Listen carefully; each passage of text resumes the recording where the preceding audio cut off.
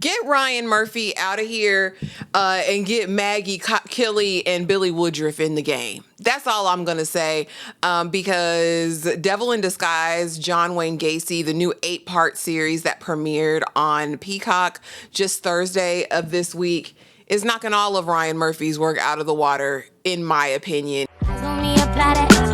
Get it, don't be timid when you in it, love a bone, give along, leave it.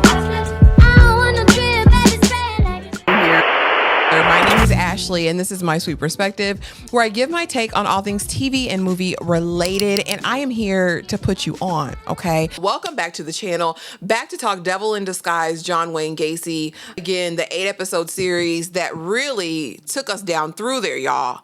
This was exceptionally done. Start to finish, this was amazing. It tells the story of John Wayne Gacy's capture and subsequent, execution at the end. But y'all, this was so humane and it was so victim-centered and really took its time to walk us through what the families were experiencing after losing their loved ones. Y'all, I can't rave about it enough. Exceptional. Again, this was directed by Maggie Kiley, I believe, Billy Woodruff, Larissa Kondracki. The writers were exceptional. And then we have to talk about the cast. Michael Chernus, probably from Orange is the New Black or Severance. I've only ever seen him really in more lighthearted comedic roles. So to see him over here, he played an amazing John Wayne Gacy. Accent work has been lacking in movie and film for a very long time.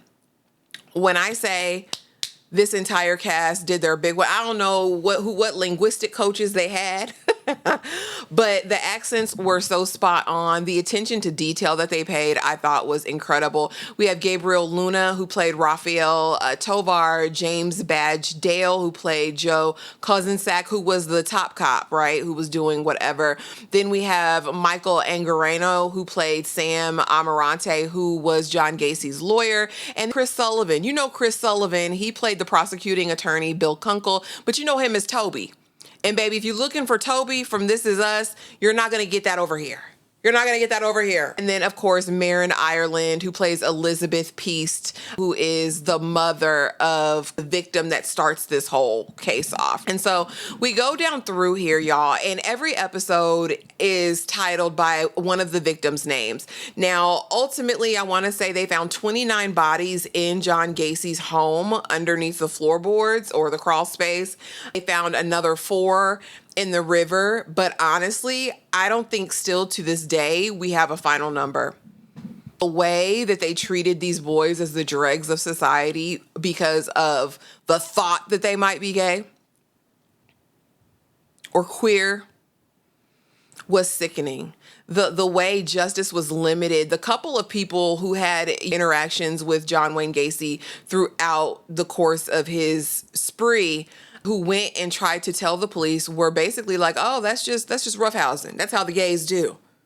They just roughhoused. And the idea that they weren't even viewed as human in this process and not deserving of justice until we got a young boy, Robert, who wasn't like them, as the mother said. My son wasn't like them. My son wasn't like that.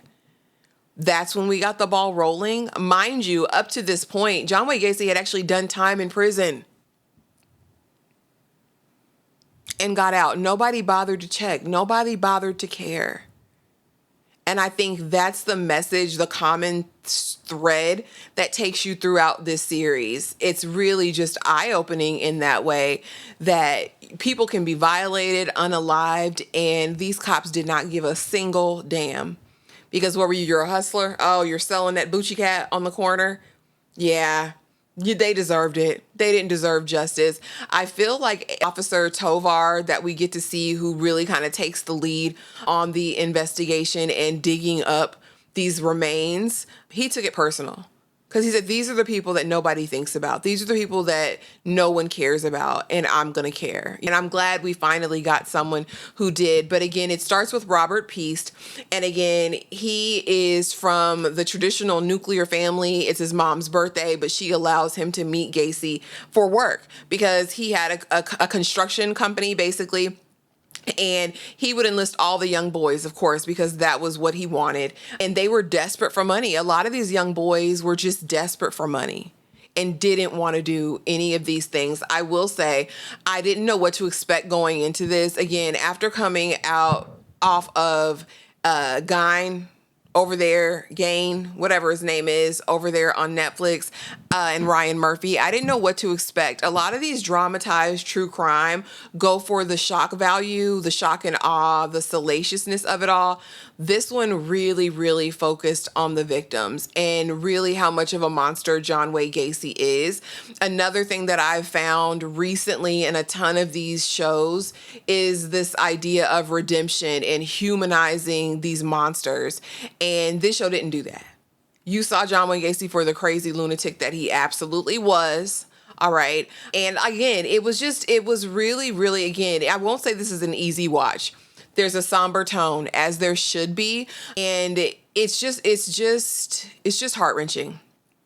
It really is, because you meet each of these boys and they're in different places in life. One wants to buy a car. One, in fact, is a hustler and is selling Boochie Cat to try to survive and make money. You know, one other person is just walking down the street. They were just leaving home, moving to the big city, just walking down the street. And I like how we get to know that people are not monoliths and you can't go in judging immediately. In the beginning, again, it's really focusing on John Wayne Gacy and the arrest. Towards the middle of the series, we start meeting the boys and actually getting to see the encounters. I will let you know, you will not see any on-screen unalivings, and I appreciate that. They led with innuendo, and whispers and things like that. You got the point without having to see it. And that's what I consider nuance. And I enjoy that and subtlety, right? And they do an amazing job. Again, this is 8 episodes. Now, I will say that 8th episode, if you didn't cry up to that point, it's going to make you cry. I won't fully spoil it. But just know that I feel like after all of these years, these families of victims waited to get justice.